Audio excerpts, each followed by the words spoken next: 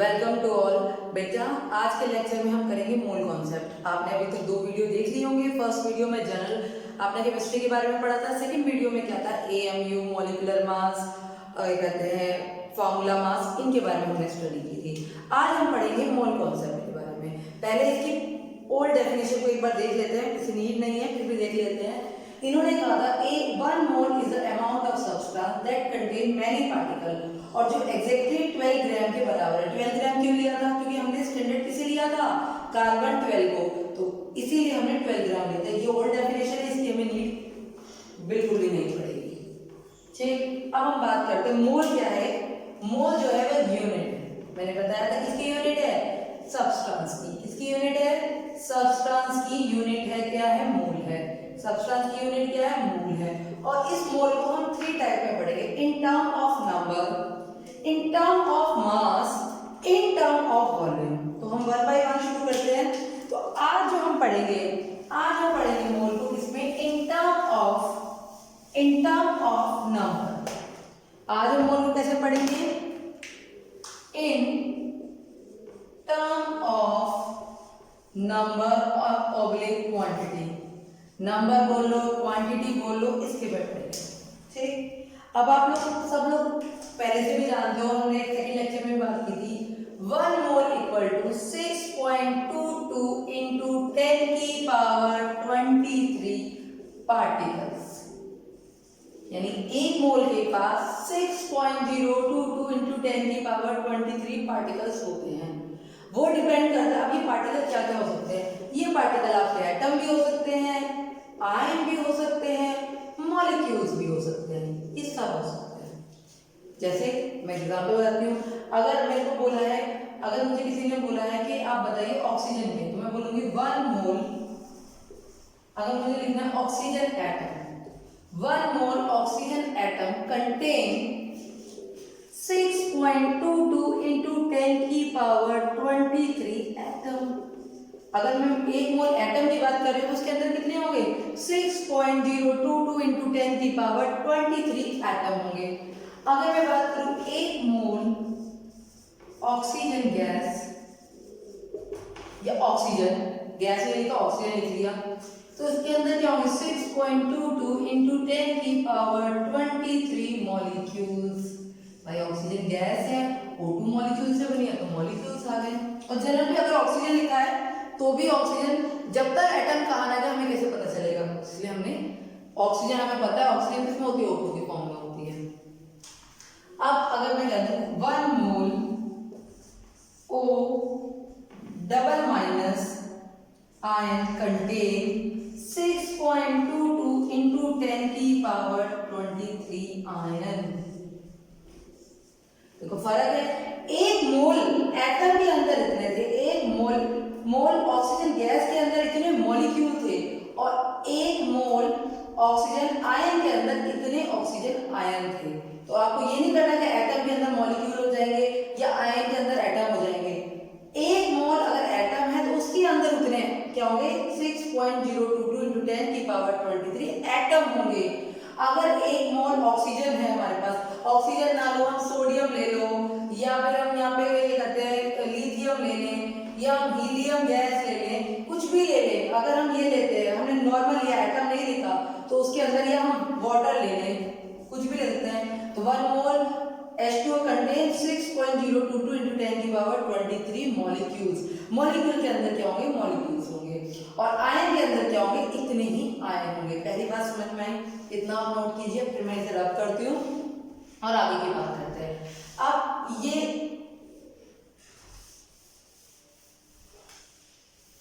इस नंबर को बोलते हैं Na, ये मैंने प्रीवियसली बताया था। इस नंबर को क्या बोलते हैं, Na, और एवोगैड्रो नंबर। एवोगैड्रो साइंटिस्ट थे, उनके नाम पे आया एवोगैड्रो नंबर, एवोगैड्रो नंबर। ठीक, तो इतना आप नोट कीजिए, एवोगैड्रो नंबर हो गया आपका। ठीक, एवोगैड्रो नंबर हो गया आपका। अब हम क्या करेंगे, चलिए मैं बताती हूँ क्या करेंगे। इतना मैं रब कर रही हूँ, एवोगैड्रो नंबर मैंने आपको बता दिया।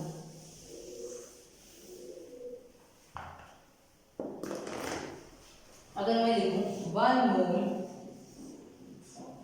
मोल कार्बन एटम, चलो मैं एटम नहीं लेती हूँ, कंटेन 6.22 into 10 की पावर 23।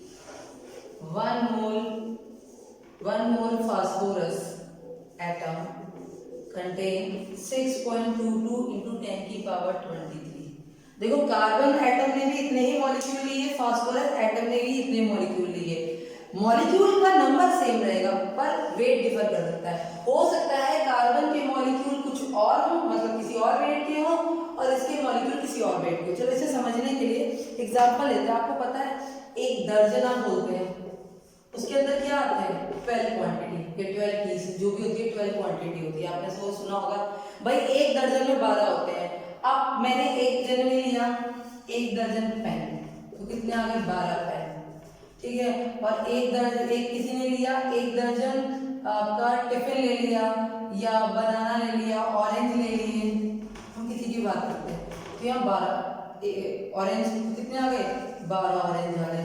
अब मुझे बताइए 12 पेन और 12 ऑरेंज नंबर सेम है, लेकिन दोनों के वेट तो अलग अलग होंगे भाई। 12 पेन कितने हल्के होंगे और 12 ऑरेंज उससे हैवी होंगे। बनाना होंगे तो और हो जाएंगे। वैसे अब आजकल दर्जन वगैरह के हिसाब से सिर्फ बनाना ही मिलते हैं, बाकी कुछ नहीं मिलता।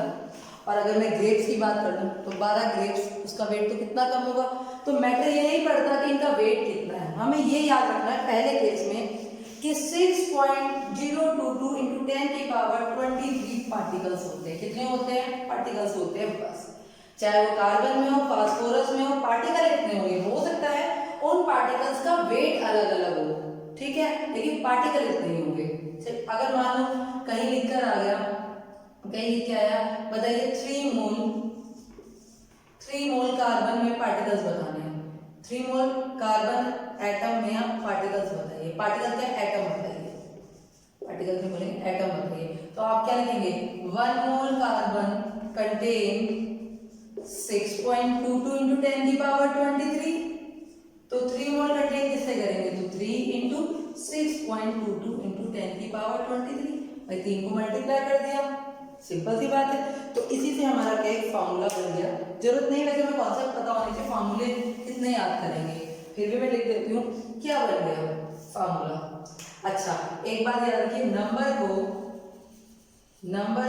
n से डिनोट करते। देखो मैं ये दिख भी रहा है आपको या नहीं दिख रहा है, दिख रहा है, ठीक। नंबर को n से डिनोट करते हैं, मोल्स को स्मॉल n से डिनोट करते हैं। नंबर मतलब पार्टिकल, मोल्स को n से करते हैं, किससे करते हैं n से करते हैं। अगर और एवोगैड्रो को किससे लिखते हैं, एवोगैड्रो को किससे लिखेंगे Na से, ये आपको बता रखा है। तो अगर आपको नंबर ऑफ पार्टिकल्स निकालने हैं तो n equal to small into Na। ये तो हुए पार्टिकल निकालने के लिए फार्मूला बन गया आपका, बन गया ना फार्मूला। अभी आपने पार्टिकल्स निकाले, आपको बताने थे कि 3 मोल ऑफ कार्बन में कितने पार्टिकल्स चाहिए। तो आपने नंबर निकाले थे पार्टिकल्स के, 3 मोल को किससे मल्टीप्लाई कर दिया एवोगैड्रो नंबर से। फिर इस फार्मूले को और देखते हैं, नोट करते जाइएगा। इस फार्मूले को और आगे देखते हैं, क्या देखते हैं। अगर आपसे कहा 5 मोल NaOH में मॉलिक्यूल्स बताइए, क्या बताइए मॉलिक्यूल्स बताना है, तो फार्मूला डायरेक्ट लगा सकते हैं। हमें क्या बताना है, नंबर ही तो बताना है, मॉलिक्यूल्स 5 इनटू एवोगैड्रो नंबर। इसे एक तो मल्टीप्लाई करके लिख सकते हैं या लिख सकते हैं 5 पहले। ऑप्शन देखना पड़ेगा, अगर ऑब्जेक्टिव में आता है तो ऑप्शन देखना होगा। ये मल्टीप्लाई करके दे रखा है, ये ऐसे लिख रखा है, जैसे ऑप्शन होगा वैसे आप आंसर टिक कर देंगे। क्या कर देंगे, आंसर टिक कर देंगे। और अगर कहीं दे रखा हो 22 ग्राम CO2 में बताइए मॉलिक्यूल्स, कुछ नहीं करना, n भाई आपको पार्टिकल बताना है, बस मल्टीप्लाई तो करना है। क्या करना है, अच्छा सॉरी अभी 22 ग्राम में देते, अभी देते 0.5 मोल, ठीक है। अभी हमने ग्राम वाला केस में लिखा है ना, 0.5 मोल्स ऑफ CO2। आपको क्या बताना है, मॉलिक्यूल्स बताना है। तो क्या करेंगे 0.5 मोल्स इनटू Na कितना है आपका, Na की वैल्यू पुट कर देंगे। तो बताइए इतनी बात समझ में आई, इतनी बात आपके समझ में अच्छी तरह आ रही है। चलिए इस क्वेश्चन को थोड़ा सा और बढ़ा देते हैं, थोड़ा सा और डीपली करते हैं। ये तो छोटे छोटे क्वेश्चन थे, मैं बहुत सारे क्वेश्चन देने वाली हूँ, पर पहले कॉन्सेप्ट बता दूँ। ठीक, चलिए अगला क्वेश्चन आता है, अगर कहीं लिखा है 0.5 मोल ऑफ कैल्शियम आयन, ध्यान से मेरी बात सुनिएगा। तो नंबर 1 पहले इसमें बताने हैं नंबर ऑफ आयंस। क्या बताना है? Number of ions. मैं साथ साथ बताती चलती हूँ क्या क्या नंबर ऑफ आयंस। आयंस बताने हैं यानी नंबर बताना है तरह का, क्या हो जाएगा? नंबर बताने के लिए n 0.5 और एवोगैड्रो नंबर वैल्यू रख देंगे 6.22 into 10 की पावर 23, ये आ जाएगा 3.011 into 10 की पावर 23 आयंस। पहला पार्ट हो गया। सेकंड पार्ट बहुत मजेदार है, ठीक है। कैलकुलेट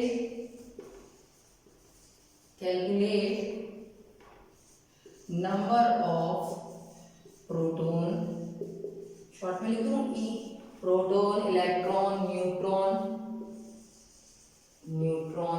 ई तो समझ में लोगे, न्यूट्रॉन एन को भी और समझ लो, न्यूट्रॉन एंड टोटल चार्ज।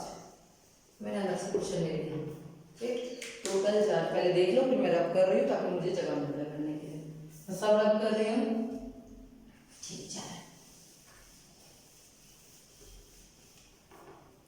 अब हमसे पहले आपको कैल्शियम आयन के बारे में, पहले कैल्शियम की बात करते हैं। कैल्शियम आपको पता है ऐसे लिखते हैं भाई, 9th क्लास में पढ़ा तो ZA, ये क्या होता है? Atomic number. मैंने सबके एटॉमिक नंबर इसीलिए आपको कहे, A इज एटॉमिक मास, पता है ना आपको ये सब चीजें? तो एक सेकंड, एटॉमिक मास, ठीक, एटॉमिक मास। अब कैल्शियम का कितना होता है? कैल्शियम अगर याद हो बहुत अच्छी बात है, पेपर में भी मिल सकता है, में भी नहीं मिल सकता। कैल्शियम के लिए Z की वैल्यू तो होती है कितनी? 20 और A की वैल्यू होती है 40, यानी एटॉमिक नंबर इसका 20 होता है और मास कितना होता है? 40 होता है, ठीक। चलिए आगे चलिए, इतनी बात हो गई खत्म। अब जितने आपको पता है जितना Z होता है उतने प्रोटॉन होते हैं, उतने इलेक्ट्रॉन होते हैं। और न्यूट्रॉन कैसे निकालते हैं? A P plus N, A का मतलब atomic mass, P plus N, तो कितने प्रोटॉन होंगे? प्रोटॉन तो हमारे 20 होंगे। कैल्शियम की बात कर रही हूँ मैं, इलेक्ट्रॉन भी कितने होंगे? 20 होंगे। अभी हम उसमें और पढ़ेंगे एटॉमिक स्ट्रक्चर में, लेकिन न्यूमेरिकल के लिए मैं यही बता रही हूँ, चीजें आपकी पढ़ी हुई है। प्रोटॉन, अब मास कितना है हमारा? एटॉमिक मास 40, प्रोटॉन कितने हैं? 20, तो न्यूट्रॉन कितने आ गए हमारे? 20। बोलो बेटा, इतनी कोई बात में दिक्कत है? नहीं है। मैं फिर से रब कर रही हूँ,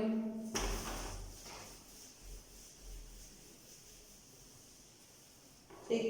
तो अब मैं कैल्शियम आयन के लिए लिखती हूँ +2 के लिए। भाई Z तो हमेशा सेम ही रहेगा, इसका 20 रहेगा। क्या इलेक्ट्रॉन, 2 इलेक्ट्रॉन निकल जाने पर प्रोटॉन में फर्क पड़ेगा? नहीं, प्रोटॉन थोड़े निकले, तो प्रोटॉन भी कितने रहेंगे? 20 रहेंगे। अब बात करते हैं इसकी इलेक्ट्रॉन की। इलेक्ट्रॉन का क्या होगा? इलेक्ट्रॉन का क्या होगा? देखिए इलेक्ट्रॉन कितने हैं? 2 इलेक्ट्रॉन इसमें से निकल गए। प्लस का मतलब याद रखो, कैटायन का मतलब इलेक्ट्रॉन का रिमूव। अगर प्लस आ रहा है इट मींस उसने इलेक्ट्रॉन डोनेट कर दिए हैं, माइनस आ रहा है इट मींस उसने इलेक्ट्रॉन ले लिए हैं। कितना चार्ज है इस पे? प्लस चार्ज है। प्लस का मतलब यानी कैटायन, और कैटायन का मतलब होता है इलेक्ट्रॉन लूज करना, ठीक। माइनस का मतलब एनायन, और एनायन का मतलब होता है इलेक्ट्रॉन गेन करना। याद रहेगी बात? पता होगी लेकिन फिर भी मैंने बता दी। तो इस पर कितने आए हैं? +2। +2 का मतलब है इसने 2 इलेक्ट्रॉन क्या कर दिए? लूज कर दिए, निकाल दिए। प्लस है, प्लस में लूज, अपने इलेक्ट्रॉन लूज कर दिए। पहले कितने थे? 20, 2 इलेक्ट्रॉन निकाल दिए, कितने बच गए? 18। कितने बच गए? 18। और न्यूट्रॉन कितने हैं इस पे? 20। बोलो इस बात में तो किसी को कोई दिक्कत नहीं होगी। अब मैं ये आपको सिंपल सी बात है, अभी आपने निकाले थे भाई, आपको पता है एक पार्टिकल, तो कैल्शियम के एक पार्टिकल, अगर हम बात करें 1 आयन जो calcium, 1 ion of calcium contain 20 proton, ठीक। तो अभी हमारे पास कितने आयन आए थे? कितने आए थे? 0.5 into Na, अब मैं Na लिख रही हूँ क्योंकि बड़ी कैलकुलेशन होगी, आप पूरी वैल्यू कैलकुलेट कर सकते हैं। तो क्या करेंगे 20 इंटू 0.5 इंटू Na, इतने हो गए प्रोटॉन। आप वैल्यू रख दीजिए, आंसर आ जाएगा। Na की जगह रख देंगे 6.022 इंटू 10 की पावर 23। ठीक, अगला अब आपको निकालने हैं अब one ion of Ca+2 contain 18 electron.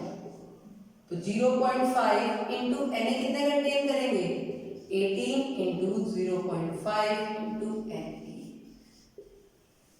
Simple सी बात हो गई। अगला चलते हैं, अगला क्या है हमारे पास न्यूट्रॉन। वही सेम करेंगे, न्यूट्रॉन के लिए क्या आ जाएगा 20 इंटू 0.5 इंटू Na न्यूट्रॉन।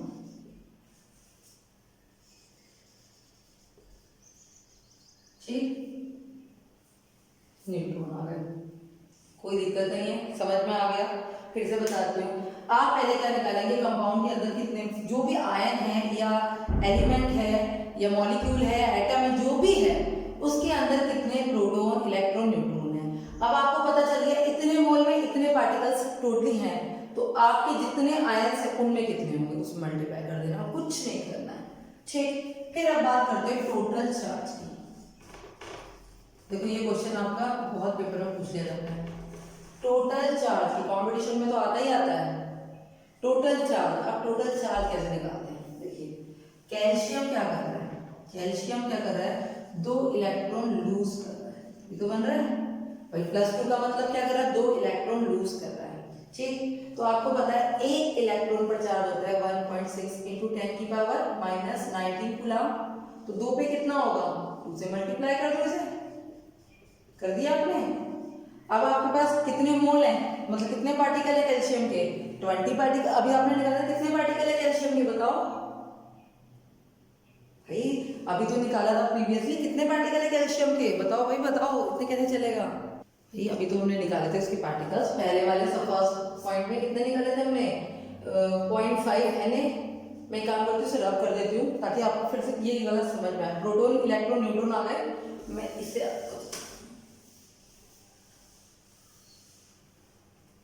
हाँ जी बेटा जी, देखो अभी हमने निकाले थे कैल्शियम की, जो हमने पार्टिकल्स निकाले थे कितने आए निकाले थे 0.33 इंटू 10 की पावर 23। ये ऐसे मैं 0.5 Na भी तो लिख सकती हूँ, अभी तो मैंने ऐसे लिखा था। इतने हमने आयंस निकाले थे कैल्शियम के। अब हमें पता है एक इलेक्ट्रॉन का इतना है, तो 2 का कितना है 2 इंटू 1.6 इंटू 10 की पावर -19, तो बस 0.5 Na इंटू 2 इंटू 1.6 इंटू 10 की पावर -। अब आपको मैम ये भी रखा, आप ये भी रख सकते हैं बेटा, और आप ये भी रख सकते हैं। वो तो मैं कैलकुलेशन इतना करने में टाइम लगेगा, इसीलिए मैं सिर्फ Na रख रही हूँ। आप इसको मल्टीप्लाई ऐसे भी आप सॉल्व कर सकते हैं। बात हुई है, इसे भाई इसको उससे मल्टीप्लाई कर दिया, ये आ गई वैल्यू। तो इस टाइप के क्वेश्चन भी आप आ सकते हैं। ठीक, इसी टाइप का एक और क्वेश्चन लेते हैं, मैं कब कर रही हूँ। अच्छा क्वेश्चन था ना प्रोटॉन इलेक्ट्रॉन न्यूट्रॉन। एक और क्वेश्चन लेते हैं हम SO4, ये कितना ले लें 0.2 ले लें, 0.5 ही ले लेते हैं, कैलकुलेशन नहीं करती है। 0.5 मोल SO4 आयंस। अब सब कुछ वही बताना है पहले वाले की तरह ही, पहले क्या बताना है नंबर ऑफ आयंस बताने, proton electron neutron and charge, सब कुछ वही बताना है। तो सबसे पहले हम क्या बताते हैं आयंस बताते हैं, तो 0.5 में मल्टीप्लाई कर दो एवोगैड्रो नंबर की, 5 इतने तो आयंस आ गए। ठीक, इसके बाद आपको SO4, पहले आपको SO4 का जेड निकालना होगा, एटॉमिक नंबर और एटॉमिक मास। ये आपकी है थोड़ी सी टेढ़ी खीर।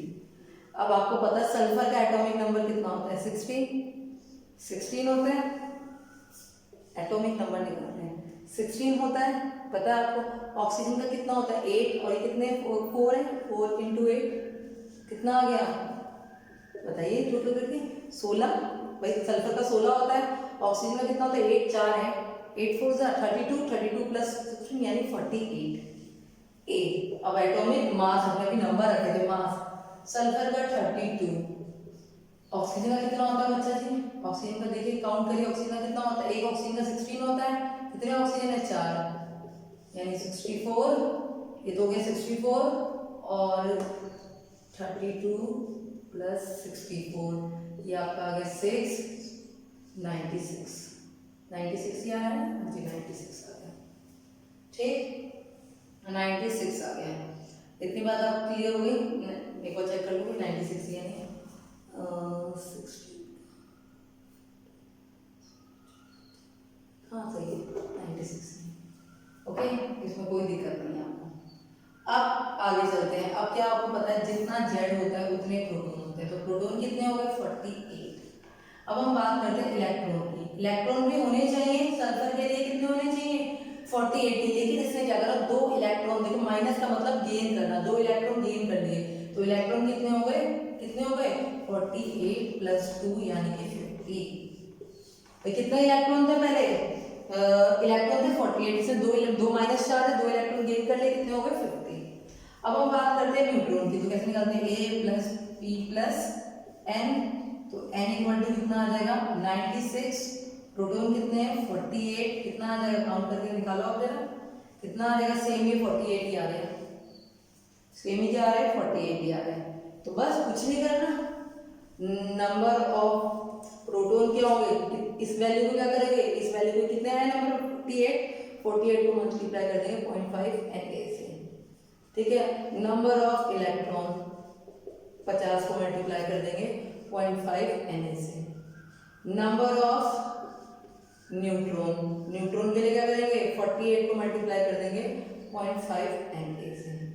और टोटल चार्ज आपको पता है एक पे चार्ज कितना होता है? 1.62 है, तो क्या करेंगे? 0.5 Na और मल्टीप्लाई कैसे करेंगे? 2 इंटू 1.6 इंटू 10 की पावर -90। हो गया क्वेश्चन, ठीक। अब ये नोट कीजिए, एक क्वेश्चन मैं आपको दे रही हूँ, आप खुद करेंगे, ठीक।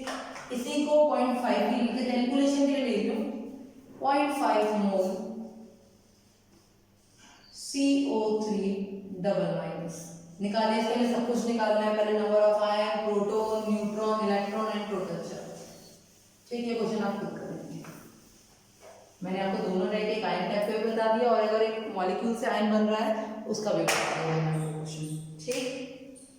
तो ये आपको स्टडी करना है, अच्छी तरह से स्टडी करना है, इसमें कोई कंफ्यूजन नहीं होना चाहिए कि आपके मोल्स में कितने पार्टिकल है। बस आपको एक ही रानी है, 1 मोल में पार्टिकल्स होते हैं कितने? Na particles. Na means 6.022 into 10 की पावर 23 पार्टिकल्स होते हैं। बस आपको इतना याद रखना है। अगर वो एटम है तो क्या होंगे? एटम होंगे। अगर वो मॉलिक्यूल्स है तो क्या होंगे? मॉलिक्यूल्स होंगे। क्या होंगे? मॉलिक्यूल्स होंगे। और अगर वो आयन है तो आपके क्या होंगे? आयन्स होंगे। और जितने प्रोटॉन्स होंगे उनको उससे मल्टीप्लाई कर देंगे, मतलब हर का नंबर यही है। तो नंबर निकालने का तरीका मैंने आपको बता दिया, नंबर इक्वल टू मोल यानी Na इनटू एवोगैड्रो नंबर। फटाफट से करिए कैलकुलेशन, फटाफट से आंसर आ जाएगा। फिर आपसे कोई कहे, अगर कोई आपसे कहते 10 मोल CaCO3 में मॉलिक्यूल बताइए, करिएगा कि खुद क्वेश्चन करिएगा, तो क्या करेंगे आप? 10 को मल्टीप्लाई कर देंगे Na से, ठीक। किसी ने आपसे कहा 7 ग्राम यूरिया में मॉलिक्यूल बताओ, क्या कर दोगे? 7 से मल्टीप्लाई कर दोगे, यूरिया आ जाएगा, ठीक। अच्छा, थोड़ा सा और इसे आगे चलते हैं, एक चीज और बताती हूँ मैं, ठीक। एक चीज और बताती हूँ। किसी ने कहा 5 मोल NaCl में मॉलिक्यूल्स बताने हैं और number of Na ion and Cl ion भी बताना है, ठीक। तो पहले आप NaCl कैसे निकालेंगे? Q N equal to Na into Na, ठीक है। तो यानी हो गया कितने? 5 इंटू 5 Na, ये तो हो गए NaCl के मॉलिक्यूल्स, ठीक।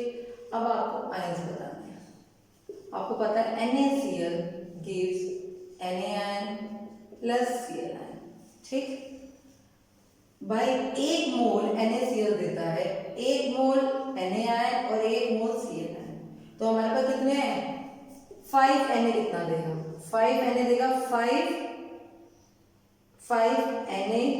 आयंस, अब ये आयंस हो जाएंगे,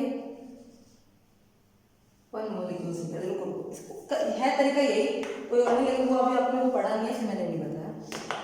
भाई हम ये बोलेंगे 6.022 या Na लिख देते हैं, Na मॉलिक्यूल्स, अब सही हो ना आपकी लैंग्वेज में, Na मॉलिक्यूल्स देते हैं कितने, Na आयंस और Na आयंस, ठीक। तो आपके पास कितने आयन है, 5 इंटू Na, तो ये कितने होंगे, 5 इंटू ये मॉलिक्यूल्स होंगे, ये क्या होगा 5A ions, 5A Na ions, यानी 5 Na प्लस होंगे और 5 Na हमारे पास क्या होंगे, Cl प्लस। और जो तरीका मैंने पहले बताया उससे भी आप कर सकते थे, मैं आप वो भी बता रही हूँ, मैं उसको भी बता रही हूँ। सोचो मैम ने क्यों कटवा दिया था, कुछ बच्चों के दिमाग में क्वेरीज होती है ना, मैम ने क्यों कटवा दिया, क्यों का जवाब भी हमारे पास है, NaCl, Na ion Cl ion. मैंने कितने मोल लिए थे, 5 मोल लिए थे, मैं कहूँगी 1 मोल गिव्स 1 मोल गिव्स 1 मोल NaCl gives 1 मोल Na आयन, 1 मोल Cl आयन, ठीक। तो हमारे को पार्टिकल्स जब हमने कैलकुलेट कर लिया, कितने हमारे पास मोल है, 5 मोल, 5 मोल कितने कंटेन करेंगे, ये भी 5 मोल और ये भी 5 मोल, ठीक। तो ऐसे करके निकाल लो। अब आपको पता है अगर मैं NaCl के मॉलिक्यूल्स निकालूं, इसके NaCl के मॉलिक्यूल्स वो कितने हो जाएंगे, 5 इंटू Na से मल्टीप्लाई कर दो। अगर मुझे Na आयन निकालनी है तो क्या होगा, 5 इंटू Na, ये क्या है, आयन आ गए, और अगर मुझे Cl निकालना है तो 5 इंटू Na, ये फिर मेरे आयन। ऐसे कर लो, कैसे भी कर लो, दोनों तरीके सेम ही है, ठीक। तो इसी के बेस पर मैं एक क्वेश्चन आपको और दे रही हूँ, ठीक है।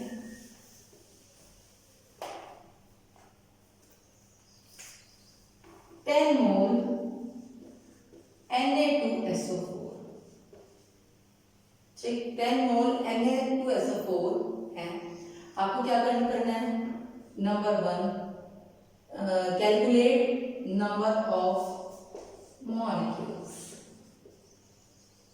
ठीक। Second number of Na ion, number 3 number of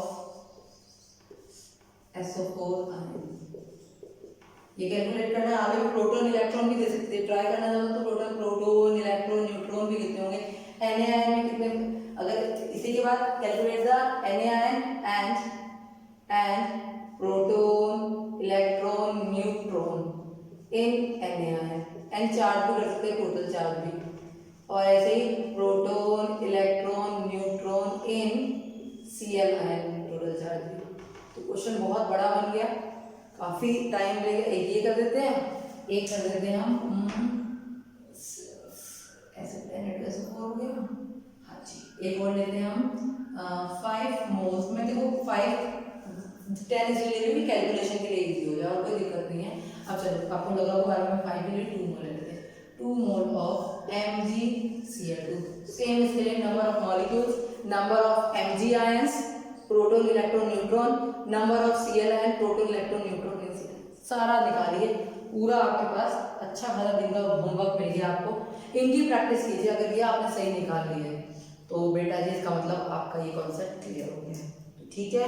इसको अच्छी तरह से करिए, और कोई भी अगर प्रॉब्लम होती है आपको वीडियो में तो कमेंट बॉक्स में भी आप कमेंट कर सकते हैं, और व्हाट्सएप ग्रुप भी है उसमें जो स्कूल के स्टूडेंट हैं, वैसे जनरली स्कूल के स्टूडेंट ही हैं, तो वो तो आप अपना कमेंट बॉक्स में व्हाट्सएप में आप पूछ ही लेते हैं। और कोई बाहर का भी देख रहा है, कोई स्टूडेंट ऐसा है जिसके पास नहीं है अभी कोई भी, आप उसे भी शेयर कर सकते हैं, कोई दिक्कत नहीं है, आप उसे भी वीडियो शेयर कर सकते हैं, वो भी बेचारा अपनी तैयारी कर सकता है बच्चा, ठीक है। अगर उसे कोई प्रॉब्लम है तो आप उसे कमेंट बॉक्स में आप लिख सकते हैं, ठीक है। ओके बेटा, तब तक अपना ध्यान रखो, घर में रहो, stay safe, stay, okay, good bye.